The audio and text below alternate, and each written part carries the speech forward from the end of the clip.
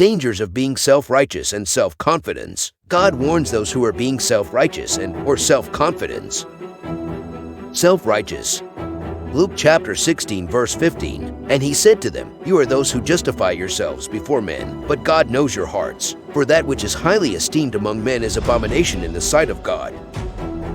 Luke chapter 18 verses 9 to 14, "And he spoke this parable to certain ones who trusted in themselves, that they were righteous, and despised others. 2 men went up into the temple to pray, the one a Pharisee, and the other a tax collector. The Pharisee stood and prayed within himself in this way, God, I thank you that I am not as other men are, extortioners, unjust, adulterers, or even like this tax collector. I fast twice on the Sabbath, I give tithes of all that I possess." And standing afar off, the tax collector would not even lift up his eyes to heaven, but struck on his breast, saying, God be merciful to me, a sinner. I tell you, this man went down to his house justified rather than the other. For everyone who exalts himself shall be abased, and he who humbles himself shall be exalted.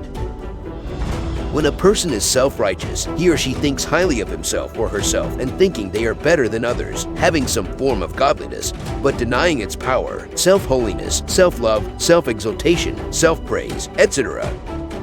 Self-confidence. James chapter 4 verses 13 to 14. "Come now, those saying, Today or tomorrow we will go into such a city and spend a year there, and we will trade and will make a profit, who do not know of the morrow. For what is your life? For it is a vapor which appears for a little time and then disappears."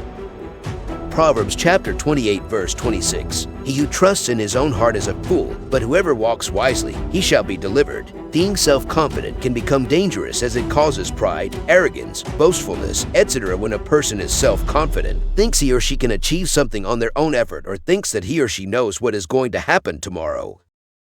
If you like this video, please subscribe, like, and share.